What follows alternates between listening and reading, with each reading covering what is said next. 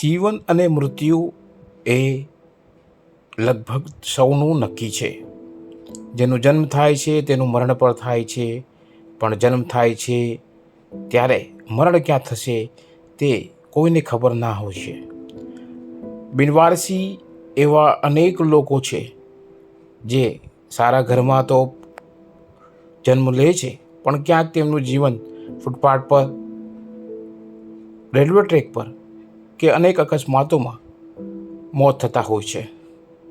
અનેકવાર પરપ્રાંતથી પણ શહેરોમાં આવા અનેક લોકો આવતા હોય છે જેમના મોત થઈ જતા હોય છે, પણ પોલીસ તેમના વાલી વારસ સુધી પહોંચી નથી શકતી અને કેટલાક કેસમાં પહોંચી જાય છે. પણ એવા અનેક લોકો હોય છે કે જેમની આઈડેન્ટિટી એટલે કે તેમની ઓળખ કરવી મુશ્કેલ હોય છે. સુરત શહેરમાં એક એવી સંસ્થા કામ કરે છે જેનું નામ છે અગ્નિદાહ સેવા કેન્દ્ર.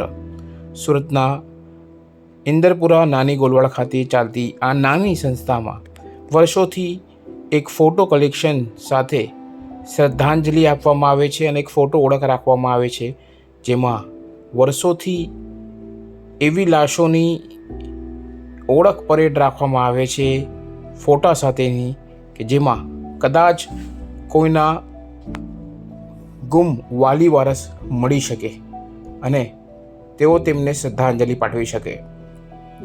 દર વર્ષે આ અગ્નિદાહ સેવા કેન્દ્ર દ્વારા આવા અનેક લોકોને શ્રદ્ધાંજલિ આપતા કાર્યક્રમ વેણીલાલ જે સંસ્થાના પ્રમુખ છે તેમના દ્વારા યોજવામાં આવે છે અને આવા બિનવારસી મૃતકોને શ્રદ્ધાંજલિ પાઠવવામાં આવે છે. દર વર્ષે થતી આ પ્રક્રિયામાં અનેક સેવાભાવી અને સર્વ સમાજના લોકો ભાગ લેતા હોય છે. ત્યારે આ વર્ષે પણ સુરતના આર્ય સમાજ મંદિર હોલ ખાતે આ કાર્યક્રમ યોજાયો હતો, જેમાં બિનવારસી મૃતકોને શ્રદ્ધાંજલિ આપવામાં આવી હતી અને સાથે એક ફોટોની ઓળખ પરેડ રાખવામાં આવી હતી કે જો કોઈના ગુમ વાલી વારસ હોય અને તેમને શોધતા હોય કે તેઓ કદાચ કોઈ મૃત્યુ તો નથી પામ્યા, તો આ ફોટામાંથી અનેક એવા કિસ્સા પણ બન્યા હોય છે કે એ ફોટાઓથી વાલી વારસ મળી જતા હોય છે. આ સંસ્થા નાની છે, પણ કહી શકાય કે આ નાની સંસ્થામાં આ પ્રકારના નાના કાર્યક્રમો પણ અનેકવાર મોતને ભેટેલા બિનવારસી મૃતકોને તેમના પરિજનો સાથેનો પરિચય કરાવી દેતો હોય છે. સાંભળીએ વેણીલાલને, જે આ સંસ્થા ચલાવે છે. નમસ્કાર દર્શક મિત્રો, મારું નામ વેણીલાલ રસિકલાલ મારવાલા, અગ્નિદાહ સેવા કેન્દ્રના પ્રેસિડેન્ટ. અગ્નિદાહ સેવા કેન્દ્ર દ્વારા સુરત શહેરની અંદર બિનવારસી લાશોનું વિનામૂલ્યે ન્યાય જાતના ભેદભાવ વગર અંતિમ સંસ્કાર કરતી સંસ્થાઓ દ્વારા આજે આખા વર્ષમાં જેટલા પણ બિનવારસી મૃતકોને અગ્નિદાહ કરેલા હોય એ લોકોના ફોટા મૂકીને બ્રાહ્મણો દ્વારા સુરત આર્ય સમાજ મંદિરની અંદર એઓની શાંતિ માટે યજ્ઞનું આયોજન કરવામાં આવ્યું છે.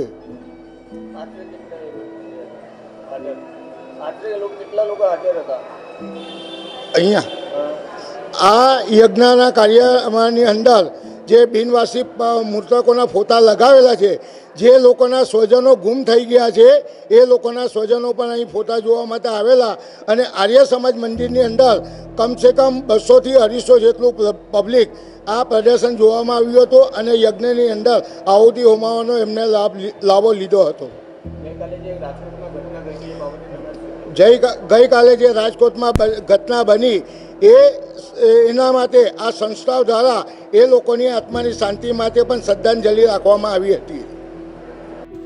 ઉલ્લેખનીય છે કે અગ્નિદાહ સેવા કેન્દ્ર દ્વારા થતા કાર્યક્રમમાં અનેક લોકો આવતા હોય છે અને એવા અનેક પરિવારજનો પણ આવતા હોય છે કે જે કદાચ તેમના મૃત્યુ પામેલા સંબંધીને મળી શકે.